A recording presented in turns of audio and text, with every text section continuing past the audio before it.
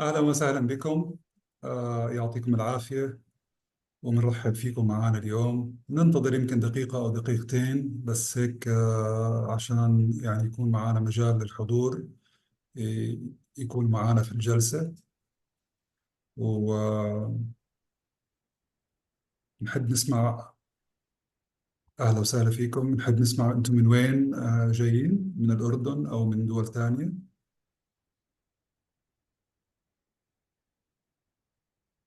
نوار أهلا وسهلا فيكي. أخت نيفين أهلا وسهلا فيكي من الأردن. جرش أهلا وسهلا. قطر، دبي، سعودية، من الأردن.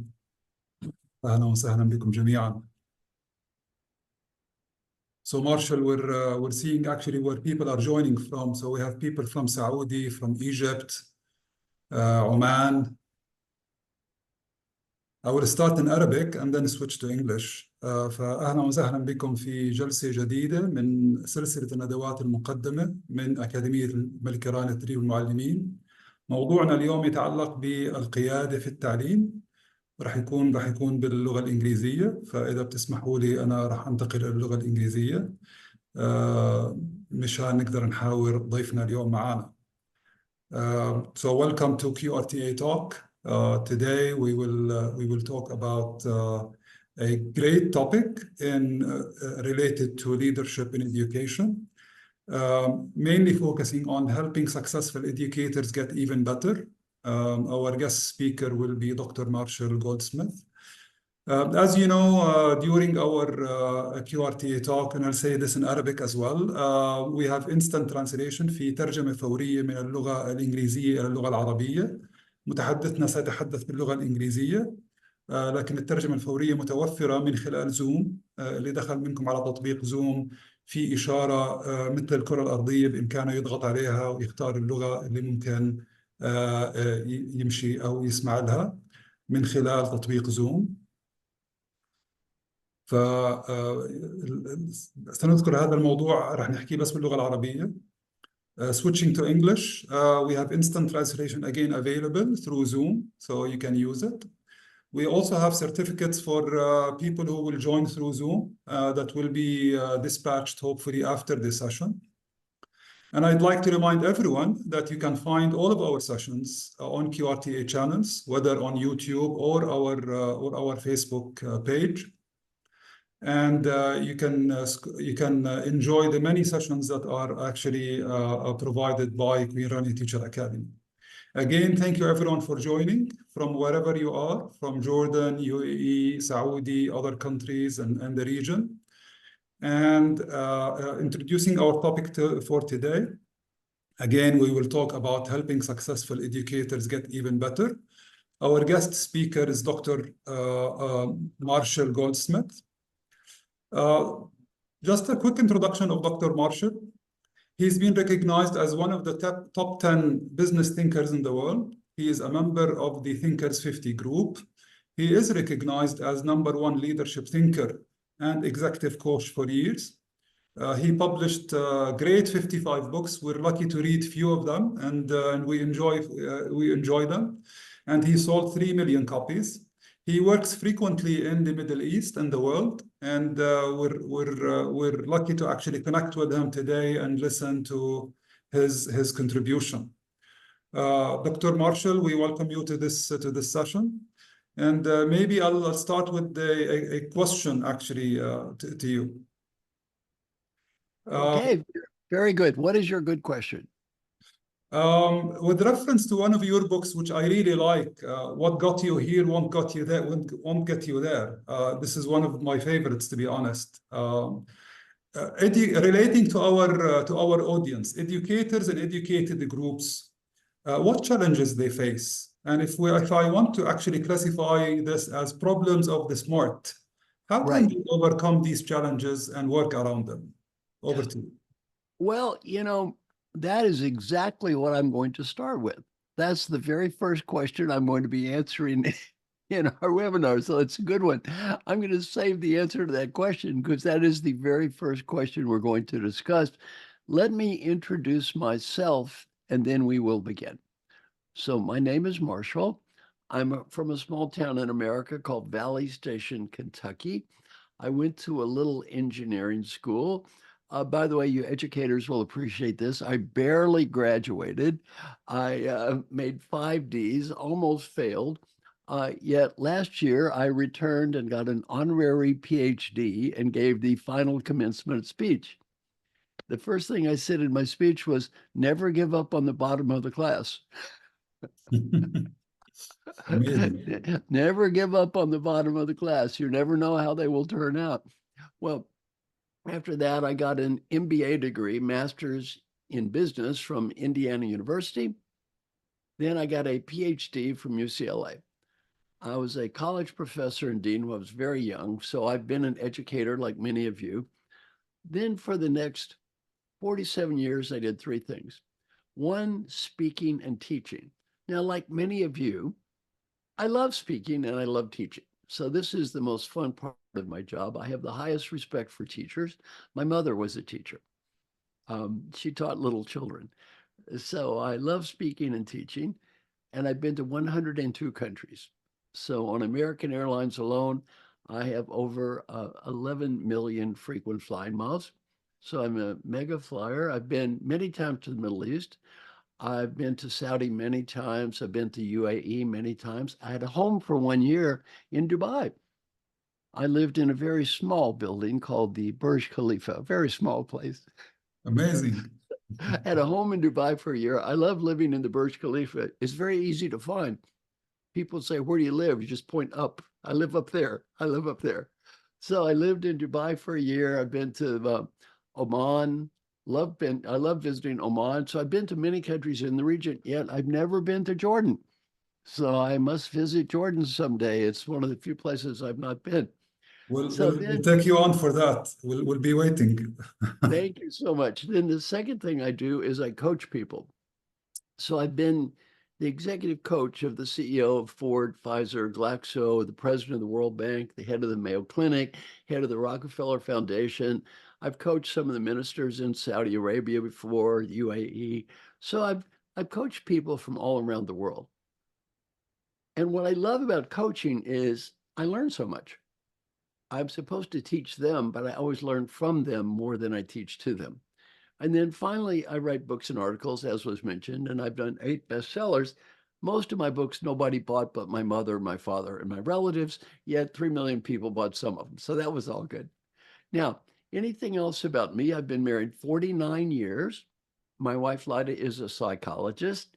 We lived in Rancho Santa Fe, California for 30 years, and now we live in Nashville, Tennessee. My daughter is also an educator. She is a professor at Vanderbilt University here in Nashville. That's why I live here. I've got 2 kids that live here. My son's an entrepreneur. And for those of you that have children, I may be able to impress them. Who are my neighbors? One of my neighbors is a famous guitarist named Keith Urban, a famous country star. His wife is more famous. Nicole Kidman, the famous actress, is my neighbor. And the one who will impress your children is Taylor Swift. So the person that lives across the street from me is Taylor Swift. If you do not know who she is, your children probably do. Maybe we'll come and now, visit you. If you find us, we'll come and visit. now, one thing I want all of you to do, if you are online and can do this as well, is go to Marshall Goldsmith. No, I have a computer bot, so later I'm going to talk about that. So I give everything away for free. I give everything away for free. Now, let's go to the slides. Let's go to the slides and get started.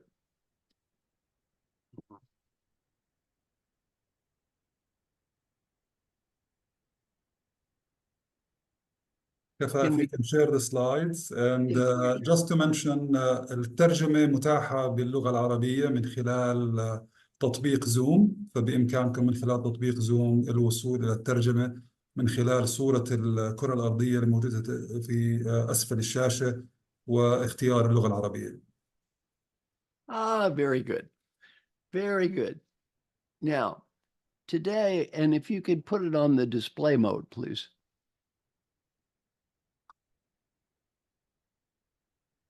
There we go. Now, thank you. What I'm going to be talking about today helping successful educators get even better. Back to my good first question. You're all successful people. I love educators. And my job as a coach is I work with people who are already great people, and I try to help them get better. One thing I'm very proud of in coaching is coaching before I did it years ago was about fixing people that have problems. My clients are great people, yet I try to help them become even more great. So that's what we're going to talk about today. Developing ourselves, our people, and our teams. And please, if you have any questions, write them into the chat box or the Q&A box and ask me. I can't answer every question, but I will do as best I can. Now, my email address is marshall@marshallgoldsmith.com. Please feel free to send me an email. I love getting emails, and I can't answer them immediately, but I get back and do it as best I can. Then my website is www.marshallgoldsmith.com, and my computer bot is marshallgoldsmith.ai. Now, let us begin. Go to slide 1. What are our goals? Our first goal is to answer the question that was asked me. Discuss classic problems faced by successful leaders, in your case, successful educational leaders. Be ready to use what to stop in coaching, practice feed forward, a proven leadership development you can use to develop yourself and people. Go back to the goals, yes. How can educators use some of my free resources? And finally, I'm going to share something called daily questions, and especially active questions to help you become more effective and build engagement. Now, go to the next slide. One caution about today.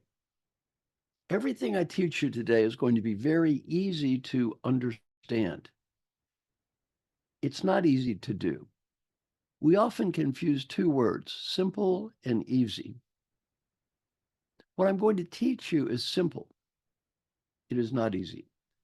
My clients are brilliant people, and they will all tell you this stuff is easy to understand. It is hard to do. Now, the greatest management thinker in history was Peter Drucker. I had the honor of spending 50 days with Peter Drucker. I was on the Peter Drucker Advisory Board for 10 years. He taught me many wonderful lessons, a couple of which I hope to share with you today. One lesson was this: we spend a lot of time helping leaders learn what to do. We do not spend enough time helping leaders learn what to stop. Well, half of the leaders I meet do not need to learn what to do. They need to learn what to stop. That led to my book, What Got You Here Won't Get You There.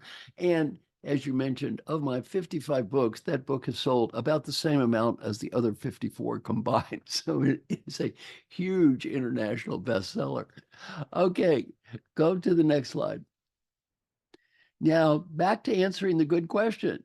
What are some of the classic problems of smart, successful people? After I speak, I've given everyone some articles which will be sent to everyone. And one of them is some of the challenges of smart leaders. Now, the people on this call, you are not only educators, you are educated. Most people on this call are very well educated. You don't just educate people, you are educated. Well, what are some of the classic problems of smart, highly educated people like you? I was interviewed in the Harvard Business Review and asked a question. What is the number one problem of all of the successful people you have coached over the years? And my answer was winning too much. Winning too much. Now, what does that mean? If it's important, we want to win. If it's meaningful, we want to win. If it is critical, we want to win. If it is trivial, we want to win.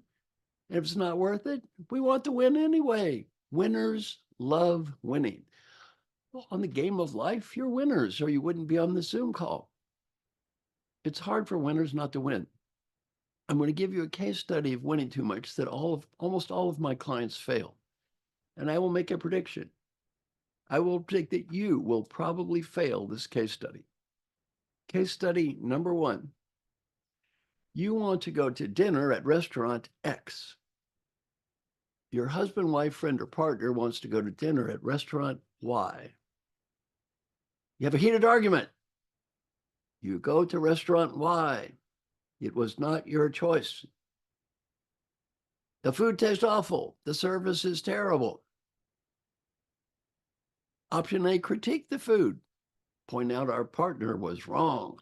This mistake could have been avoided had you only listened to me, me, me. Option B, shut up.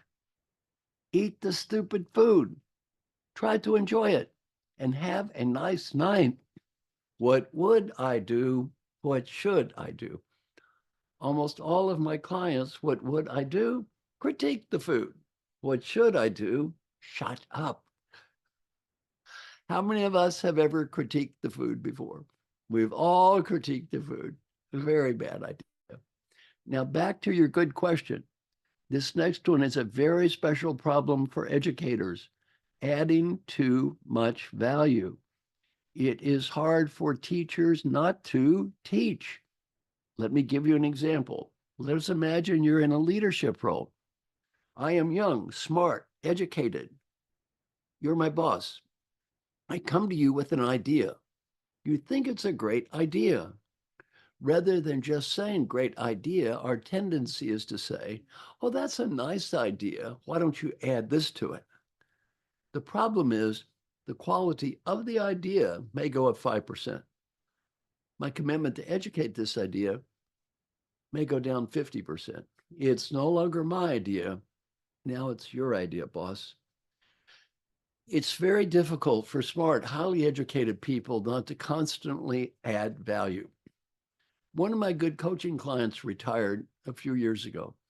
His name, J.P. Garnier. He was from France. J.P. was the CEO of a very large drug company called GlaxoSmithKline. I asked J.P., what did you learn about leadership as the CEO of this huge company? He said, my suggestions become orders. My suggestions become orders. He said, if they're smart, they're orders. If they're stupid, they're orders. If I want them to be orders, they are orders. And if I do not want them to be orders, they are orders anyway. My suggestions become orders. I asked him, what did you learn from me when I was your coach? He said, you taught me one lesson that helped me be a better leader and have a happier life. If you learn nothing from me today but this one lesson, you will be a better leader and you have a happier life. He said, before I speak, breathe, breathe, and ask myself one question. Is it worth it? Is it worth it? And he said, as the CEO of this huge company, 50% of the time I determine, am I right? Maybe. Is it worth it? No. Have you ever gotten into an argument with someone you love when you had a need to win and prove they were wrong over a minor or insignificant point? Was it worth it?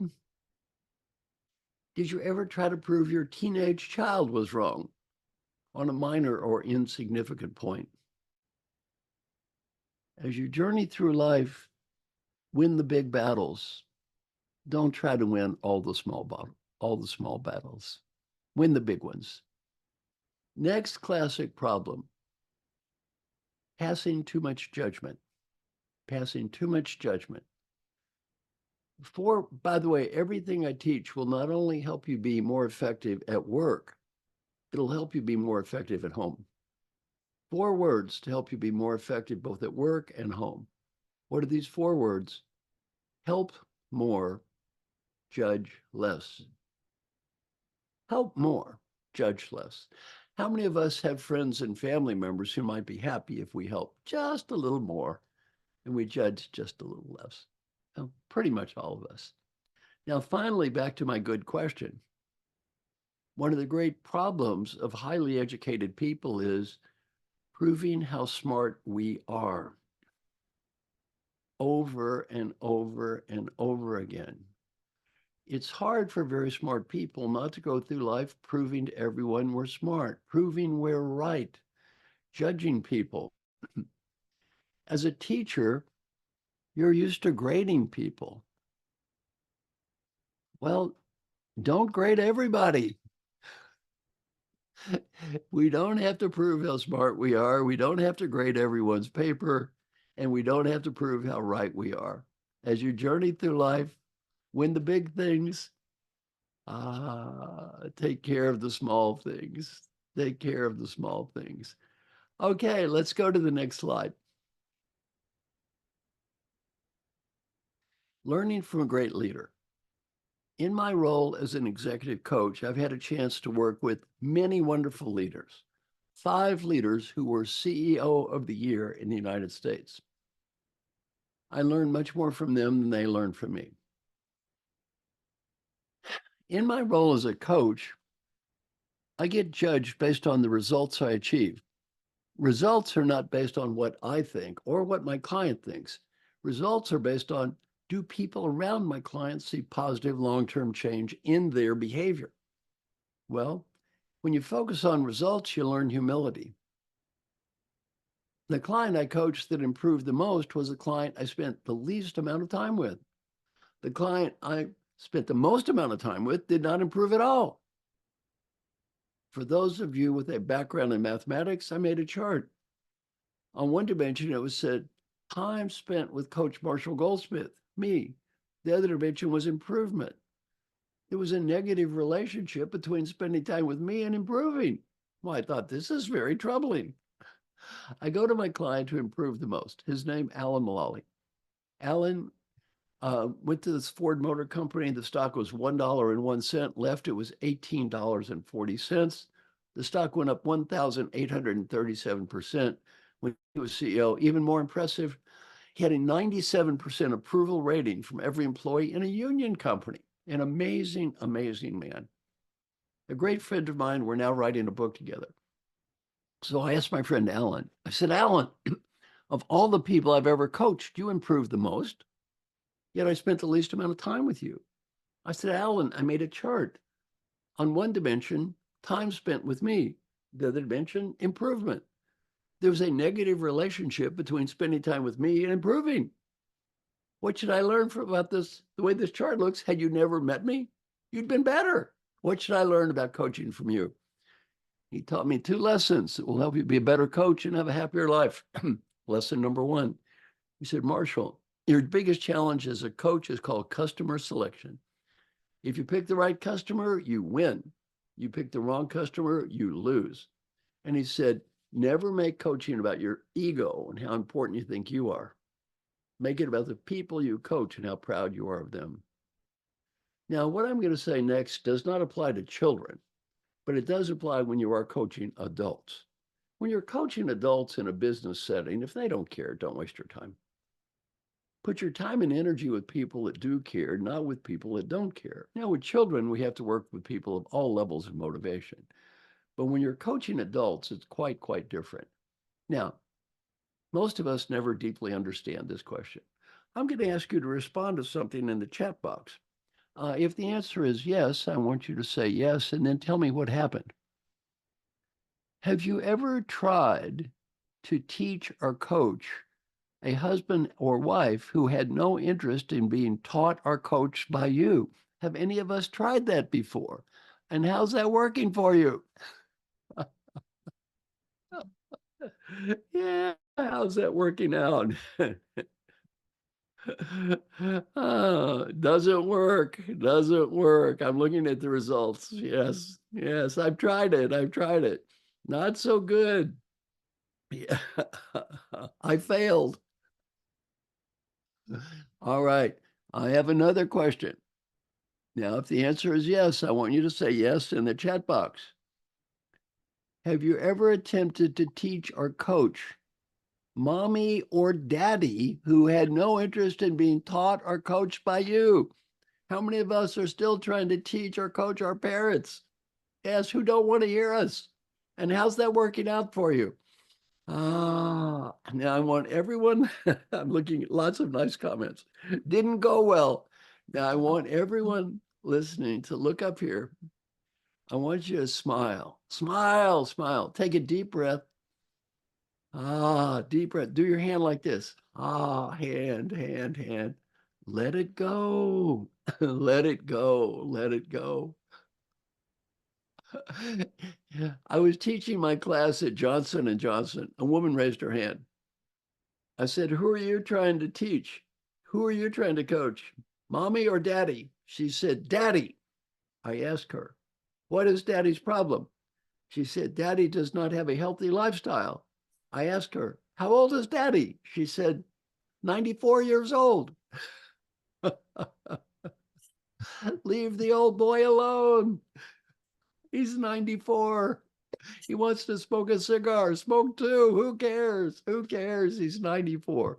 Well, in terms of being a coach and a teacher, teach people that want to learn. Teach your students. That doesn't mean teach your husband, your wife, your mom, and your dad, and all those people that don't want to learn.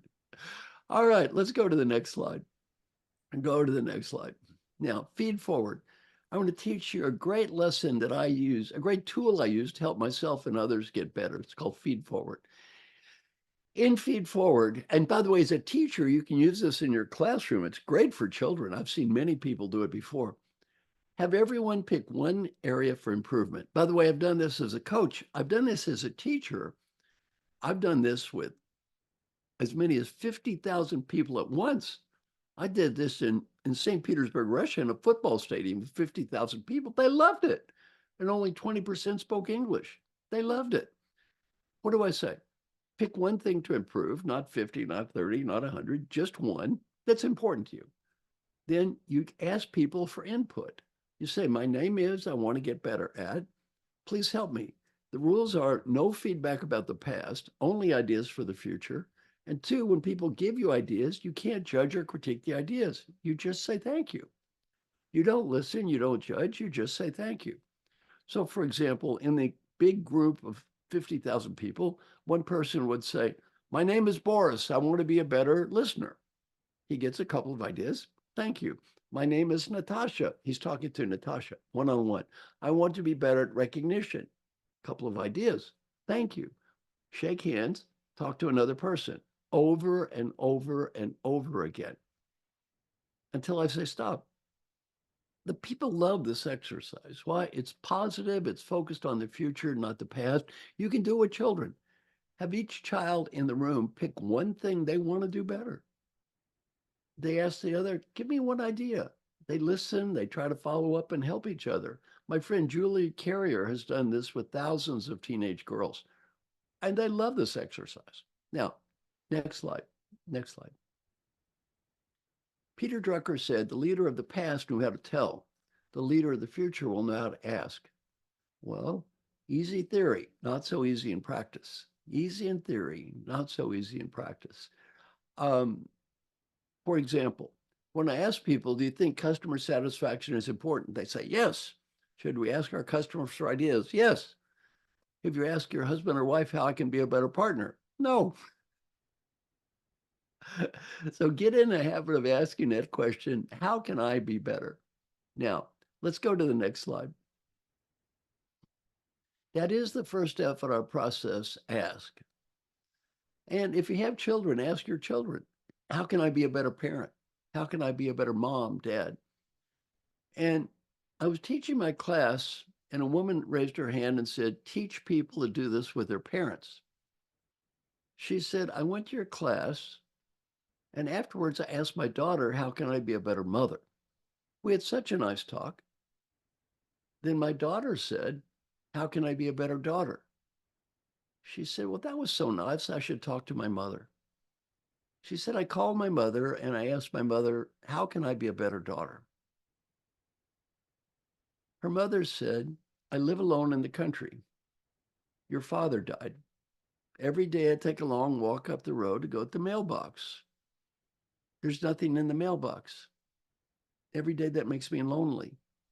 As your mother, it would mean so much to me if you send me a little card or picture or something. So when I would walk to the mailbox, there would be something in the mailbox. She started sending her mother little pictures and cards every day. What did this cost her? Nothing. What did this mean to her mother? Everything. She sent me an email 3 years later and said, my mother just died. The last thing her mother told her before she died was, thank you for doing this. If your parents are alive, this is a very nice thing to do for 3 reasons. 1, it's good for them. Even if your parents say you have nothing to improve, they will be proud of you because you ask. 2, it's good for you. What is the #1 regret children have when our parents die? Why didn't I thank them for all the nice things they did for me? Why was I judging them? And 3, if you do have little children, this is good for your little children. Why is it good for your children? You know, the old people you're calling on the phone, you're going to be the old people. How do you want your child to treat you? The way we treat our parents is our message to our children about the way they're going to treat us. So everything I teach is good to do at work. It's even better to do at home. Get in the habit of asking for input, then listen. Listen. Now, I'm a world's expert in something called 360-degree feedback. All of my clients get this 360-degree feedback. And when they get the feedback, I teach them how to respond to this feedback. So first they ask for the feedback, they get confidential feedback, they listen to it, and then they try not to judge it, but understand it, and then think, and then thank people. They thank people for the feedback. They try not to be negative or bitter. They thank people. And a key thing I teach is do not punish the messenger. Do not punish the messenger. Now, everyone agrees with the theory. Yes, we should encourage people to tell the truth. We shouldn't punish people who try to help us. Easy in theory, difficult in practice. Let me give you a case study. I want you to think about this yourself, especially my friends in Saudi, where women have just started driving a few years ago. Here's the case study. You have a hard day at work, a hard day. You come home. Your husband, wife, or partner's there. You get in the car to go to the store. You're driving to the store. Lots of traffic. Cars are cutting in front of you. People are honking the horns. The person in the front seat says, look out, there's a red light up ahead. Did you say, thank you, or something like this? What do you mean there's a red light? Don't you think I can see? I know how to drive this car. Why don't you be quiet? How many of us have ever yelled at the person in the front seat? Ask, listen, think, thank people, and don't punish people who try to tell us the truth. Now, I teach people how to respond to feedback. Positive, simple, and focused. Let us imagine you are one of my coaching clients. You have received this confidential feedback. How do you respond to your coworkers? Something like this: Mr. or Ms. Coworker, I got this confidential feedback. Thank you. I have nothing to lose and much to gain. First, I want to say thanks for participating. I do not know who said what. Next, I want to say much of my feedback is positive. Then I encourage people to talk about the positives. For example, ethical, dedicated, hardworking, caring about our students, caring about what I'm doing. Very important to me. Thank you. I don't know who said what. Many people said nice things. Thank people for the good things they tell you. Then pick something to improve. Now, as a teacher, this is very important. As an educator, don't try to be perfect. Don't pick 20 things to try to improve at once. You're not going to change 20 things at once anyway. Just pick one thing to start with. For example, I want to be a better listener. Then we practice feed forward. Mr. or Miss Coworker, I said I wanted to be a better listener. If I've not listened to you in the past, I'm sorry. Please accept my apologies. In the future, I want to be a great listener. Please give me ideas. When they give you ideas, listen, take notes, don't talk, and say thank you. It's hard for a teacher not to teach. Your temptation when they give you ideas is to give them a grade, to say, good idea. I'm not sure about that. That may not work. Learn to shut up, listen, and just say thank you, no matter what they say. Now, as a leader, don't promise to do everything. Leadership is not a popularity contest. My clients say, I'm not going to promise to do everything. I'm going to listen and do what I can. I can't change the past. I can't change the future. And I'm going to follow up with you and involve you and ask you to help me to get better. What does involve sound like? Mr. and Ms. Coworker, I'm going to follow up with you on a regular basis and ask you to help me get better. Now, the next thing is change. I had been in business 12 years before anyone asked me the great question, does anyone really change? I said, I think they do, but I have no real research to prove this. Well, for the next 47 years, or no, excuse me, for 35 years, for the next 35 years, I have been proving this. Now I know who changes, who doesn't change, why people change, and why people don't change. The key to making change last can be summarized in one word. You have to follow up and stick with it. What does follow up sound like? Ms. Coworker, 2 months ago, I said I wanted to be a more positive and open-minded listener. It's been 2 months. Based on the last 2 months, give me ideas to the next 2 months. It's been 4 months. Based on the last 2 months, give me ideas for the next 2 months. It's been 6 months. I wanted to be a better listener. Give me ideas to help me be a better listener. Follow up, follow up, follow up. Now, what happens when my clients do this? I'm going to answer this not from a theory point of view, but from a research point of view. I'm going to share a study that involved 86,000 people from around the world. Let's go to the next slide. The study is called Leadership as a Contact Sport, and you will all be given the opportunity to see this research study. If you can't find it somewhere, if you don't get it, send me an email, marshall@marshallgoldsmith.com. I can send it to you. Leadership as a contact sport. 86,000 participants. We've replicated the research now with 248,000 people from around the world. There is no country this doesn't work. I've worked many times in the Middle East. This works great. There's no industry it doesn't work. It works in education. It works in healthcare. It works in banks.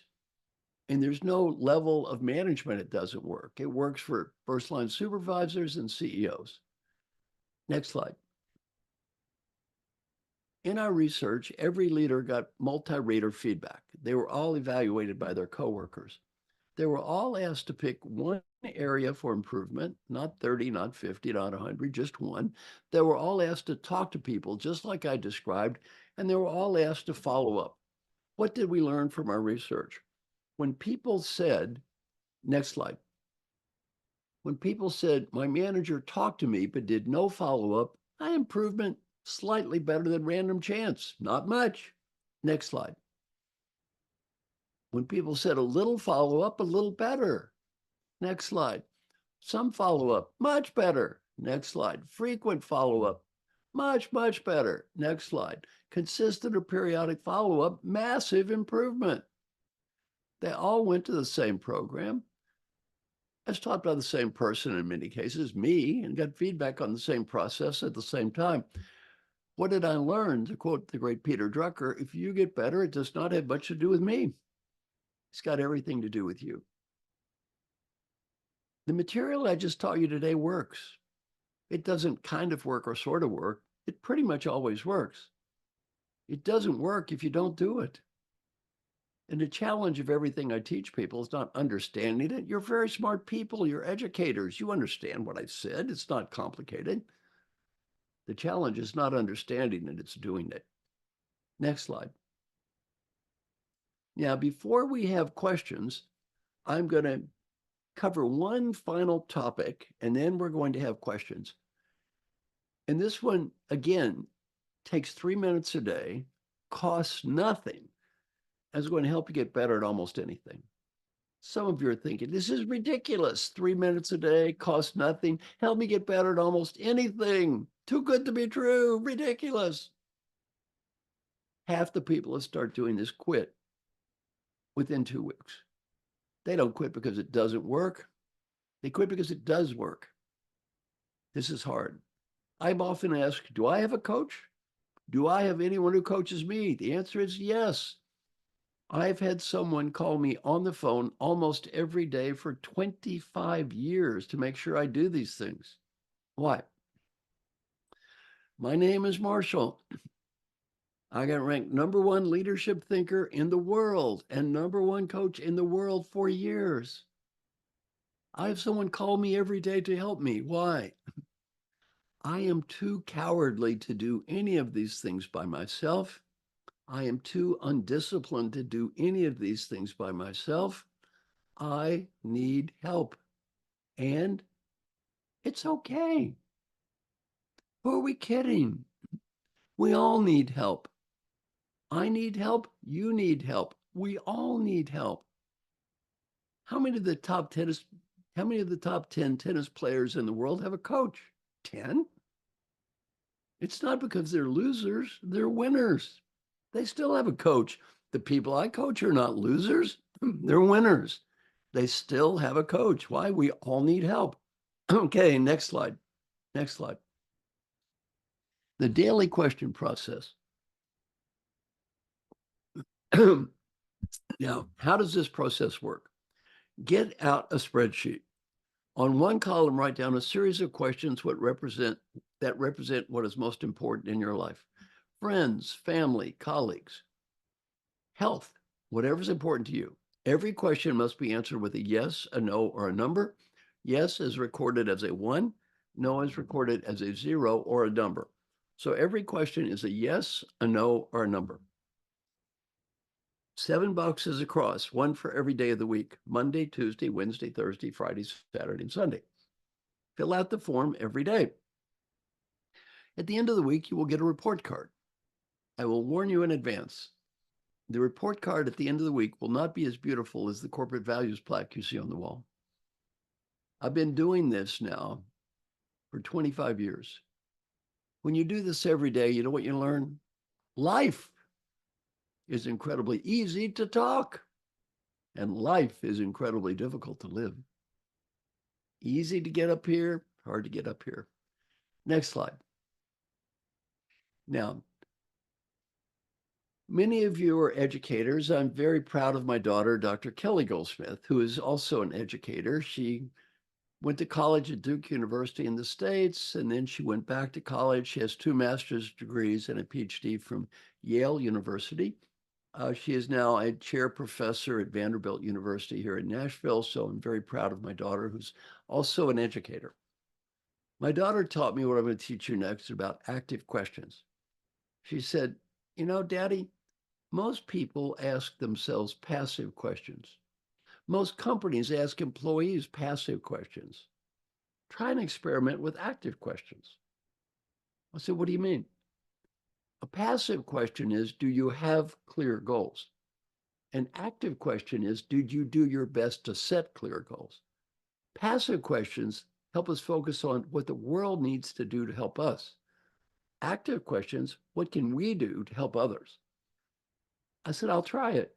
This was great learning for my daughter. By the way, a good thing about an educator, sometimes you can learn from our own children. Next slide. Now, I recommend each of you ask yourself these goals every day. Ask yourself these 6 questions every day. Question number 1, did I do my best to set clear goals? Every day, did I do my best to set goals? In the morning, set goals for the day. Then the next day, evaluate, did I do my best to make progress toward achieving those goals I set? It's so easy to get distracted, especially in today's world. Now, number 3, very important for educators. Every day, no one has probably ever taught you this before. Ask one question. Did I do my best to be happy today? Did I do my best to be happy today? I've asked thousands of parents around the world this question. When my child grows up, I want my child to be, what's the number 1 word? Happy. You want your child to be happy? You go first. You be happy. You want the people you're educating to be happy. Let them see you be happy. lead by example. Every day, and educators are typically good on this, did I do my best to find meaning every day? Did I do my best to build positive relationships? And did I do my best every day to be engaged, fully engaged in what I'm doing? 6 basic questions every day. And if you just do this, the results are amazing. I'm going to send everyone a copy of the research study on this. Go to the next slide. 95 studies with 4,885 participants. 34% of the people that did this every day said, I got better at everything. 67% said I got better on 4 items. 91% said I got better on 1 item. 9% said no change, and less than 1% got worse. Why? Every day, these 6 questions get me to focus on the one thing in my life I have control over. Who's that? Me. Did I do my best? Not did they do their best. By the way, if you're an educator, this is a great thing to do for your students. Have them start evaluating themselves every day on that question, did I do my best? Next slide. And again, 6 basic, very simple questions every day. Now, before I give my final advice, which is on the last slide, let's leave the slides. Now, I want to go back, and we're right on schedule, and I've got time for quite a few questions from the group. So can we leave the slides? Let's leave all the slides now, and we'll go to the questions. If you can just to close the slides for Yeah, a close the second. slides. Just close the slides. And my, okay. Good. Now, do you have good questions for me, or do people in the group have good questions for me?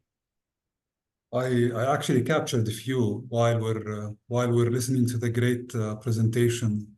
Thank you so much. Yeah, and thank you for the great session and the great conversation. And it's a great learning experience. I mean, we always say at QRTA, at the Queen Rani Teacher Academy, that we are a learning organization. We continue to learn every day.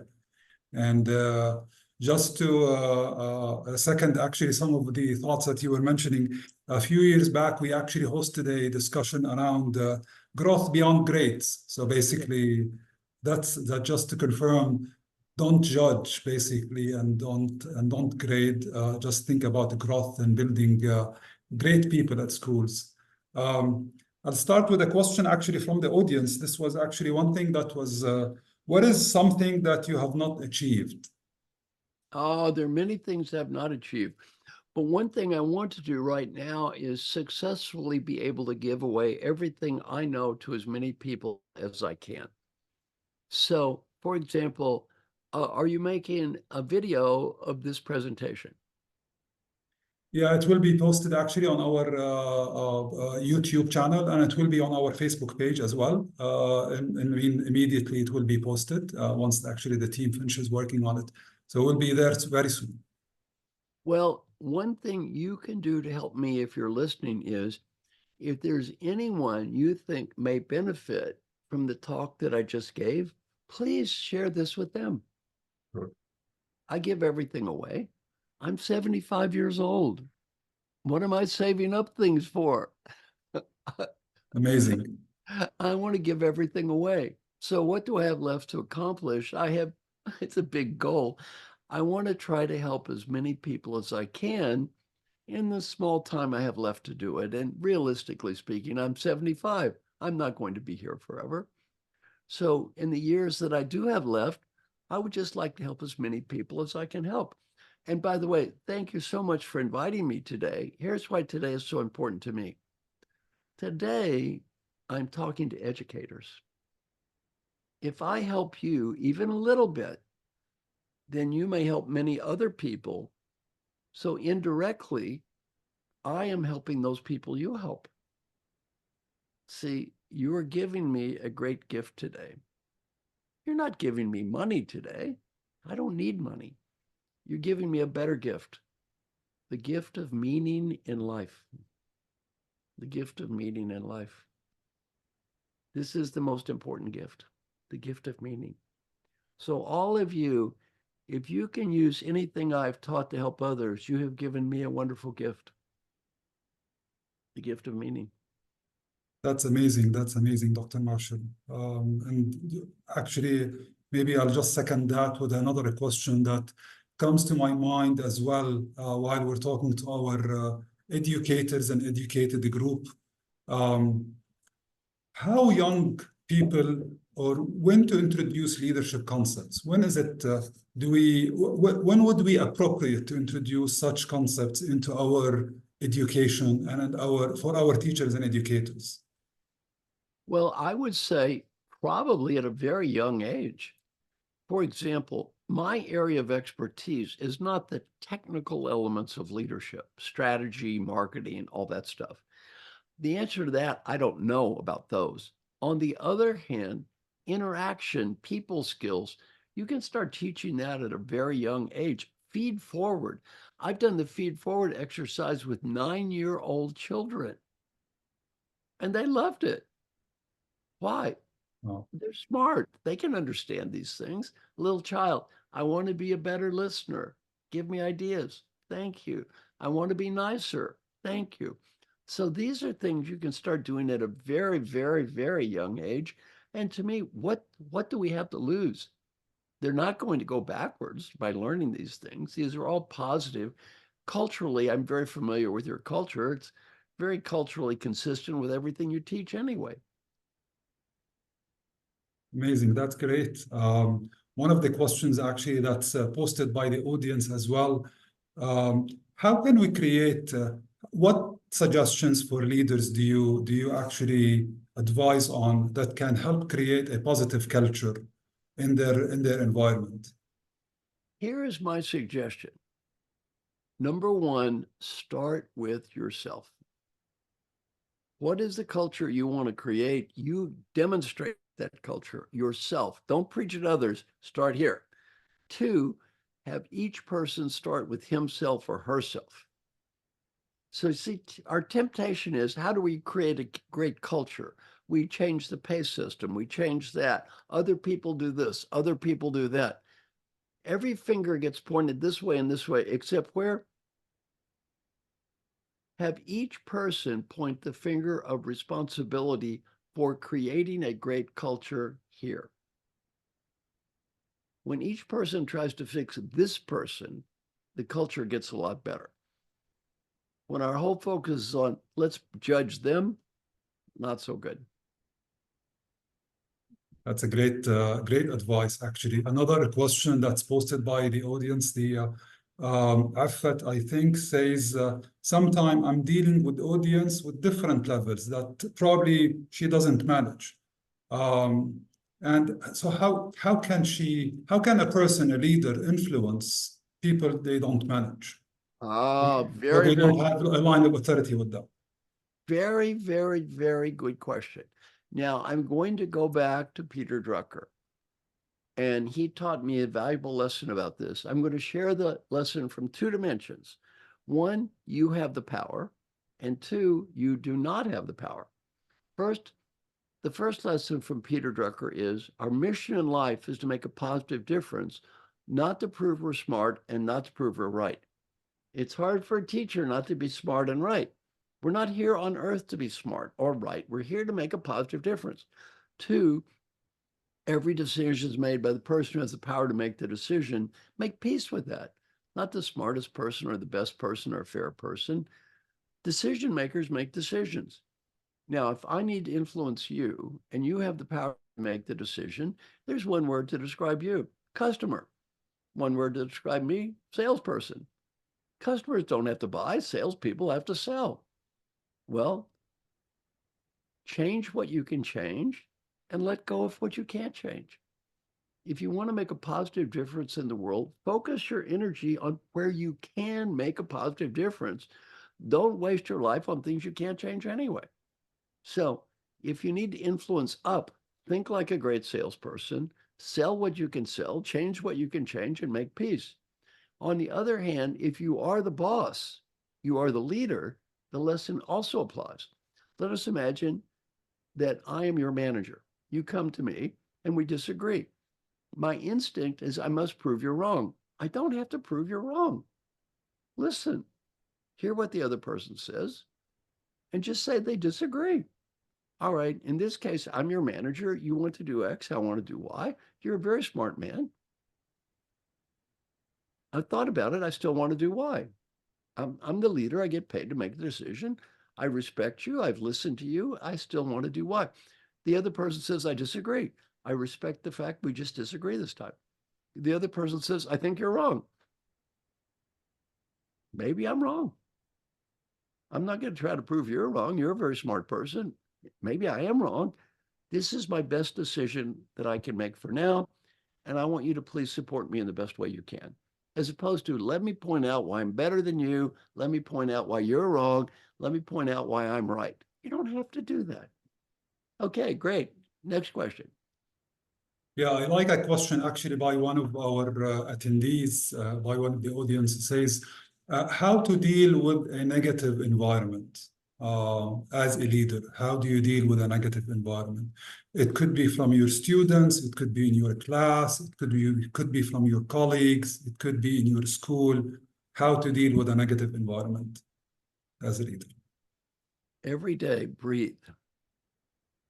You tell yourself, I am going to do my best to be happy today. Every day, breathe. No matter what happens, I'm going to do my best to be happy. There's one person in life we have control over, this person. Now, I know this better than most of your viewers right now because I'm older. We're all going to be equally dead. We're all going to be equally dead. Life is short. And the older you get, you realize the time passes very quickly. Enjoy the process of life. No matter what happens on the outside, you have control of the inside. Enjoy the process of life. That was amazing, Dr. Marshall. And before we finish, just notice. Before we finish, I'd like to finish with my favorite advice for everyone. Are we ready? Yeah, sure. Over to you for closing remarks. Final advice. Everyone listening, breathe. Smile, breathe. Breathing. I want you to imagine you are 95 years old and you are just getting ready to die. You're on that deathbed. Before you take the last breath, you're given a beautiful gift. The ability to go back in time and talk to the person who's listening to me right now. You help that person be a better leader, better educator, have a better life. What advice would that wise old person have for you? Well, whatever you're thinking now, do that. In terms of performance appraisal, that's the only one that matters. That's the only grade that counts. That person gives you the highest grade, you deserve it. Well, some friends of mine interviewed old folks who were dying, got to ask this question. What was the advice? On the personal side, 3 themes. Theme number 1, 3 words. Be happy now. Not next week, not next month, not be happy now. Not I'll be happy when I get the money, the status. Be happy now. Number 2, friends and family. Never get so focused on success you forget the people you love. And number 3, if you have a dream, go for it. Business advice isn't different. Number 1, life is short. Have fun. By the way, if you can't be happy as an educator, you will not be happy as an accountant.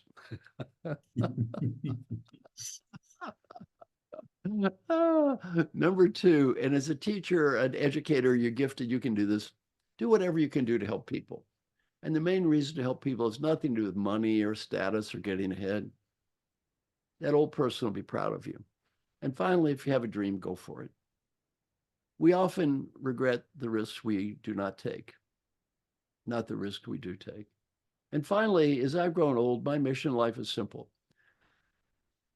If a few of you listening to me today have a little better life, and even better, help someone else have a little better life, today has been a very good day for me. Thank you. Well, today has been a great day for us, to be honest, in meeting you and listening to this great conversation and great advice. And we thank you very much. I just want to remind the audience that there is a survey that has been posted by our colleagues at أكاديمية الملكة رانيا, if you can fill actually the survey, and for feedback, of course. And of course, the session or our session will be posted on our channel on YouTube and Facebook as well. So please follow our channels. And we really enjoyed the conversation. Thank you, Dr. Marshall, for the contribution. And thank you for your time and for the great advices today. Thank you very much for inviting me. Very important to me. Thank you. And thanks to everyone for the great work you are all doing out there. Thanks to you. Bye-bye. Thank you.